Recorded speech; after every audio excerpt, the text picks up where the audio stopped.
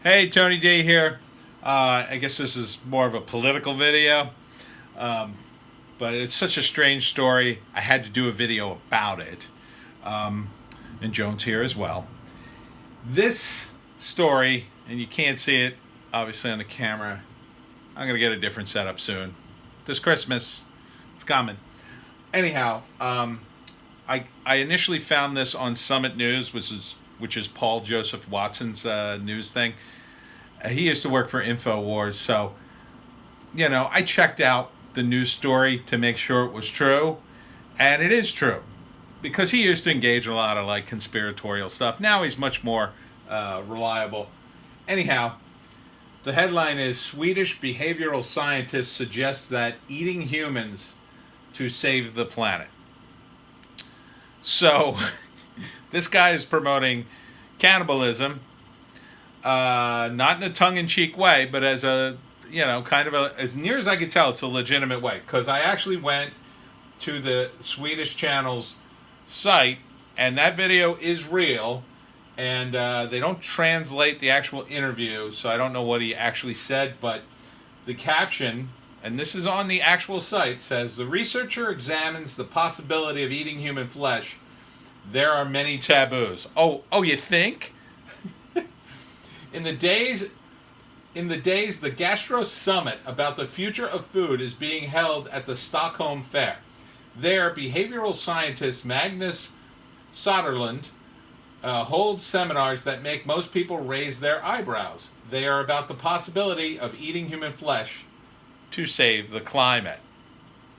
Now, I'm not a scientist, obviously. I am a screenwriter. That sounds like a very scary premise. Hello, Soylent Green is people. Um, First off, my basic understanding of cannibalism is this. If you eat human flesh, a lot of bad things can happen. You can get the diseases of the people you eat, certain ones. You can get very ill.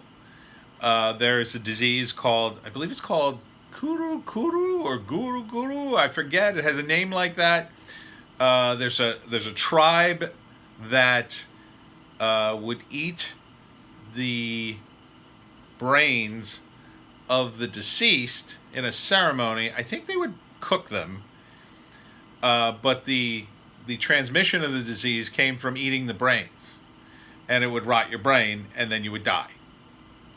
So that's one thing.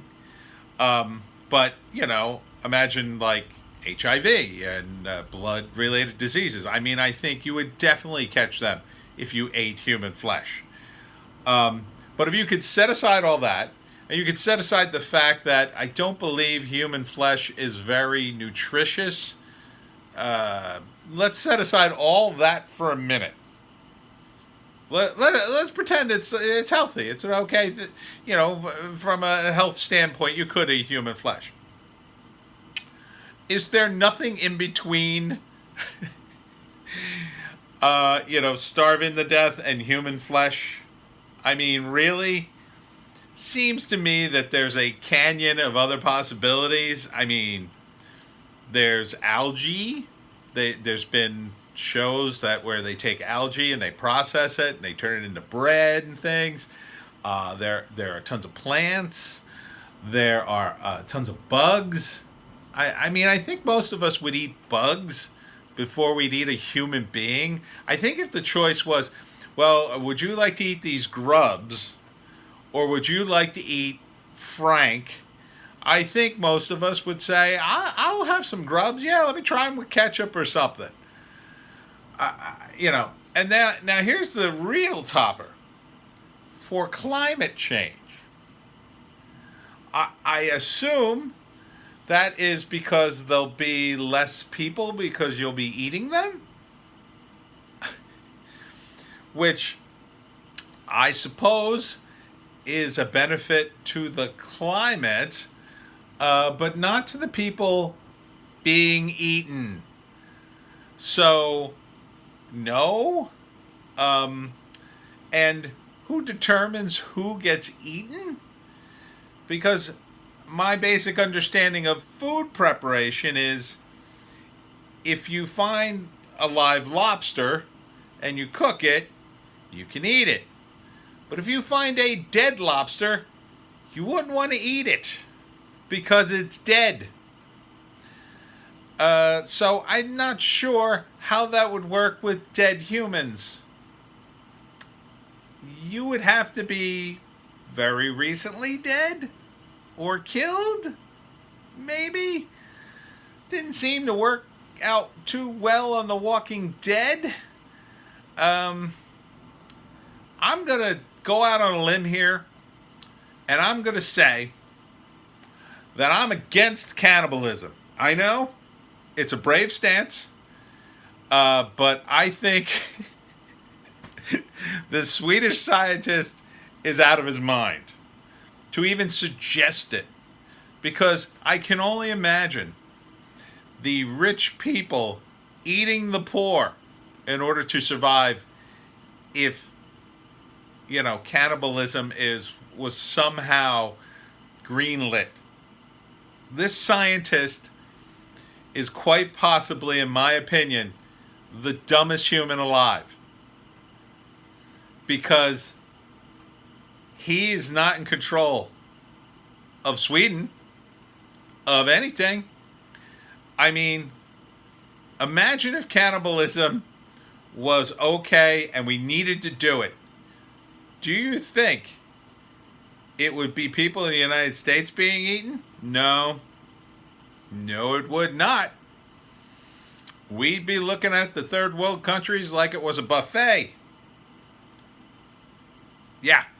So, it's just, at every level, the mere suggestion of cannibalism. You know what should happen if we're at the point where there's no more food and the only thing left to do is to cannibalize each other? It's time to just all starve to death. I mean, I think that would be the honorable thing to do at that point, is just let everybody starve, and not put the world through that horror. I think it would be more dignified if we all, starved to death rather than start to cannibalize people. I don't think that would be good for the culture. I don't think that's any future, for the, let's say, few million people who survive and have a wonderful climate. Because, they would look back on history like, well, how did you manage to finally solve the climate problems? Oh, we ate half of the population. We killed them and ate them and their children and, old ladies and men and, just ate them. We processed them. I mean, we're not animals. I mean, really? You're going to tell future generations that you ate people, that's going to be okay? I mean, if that's okay, pretty much, balls up in the air. Do whatever the hell you want. What? Cannibalism's okay? You can do cannibalism to save the environment? Pretty much do anything you want to save the environment and say it's to save the environment. What are you doing? Oh, I'm robbing this house. I'm killing the people in it. I'm not going to eat them. I mean, I have my limits. So again, no on cannibalism.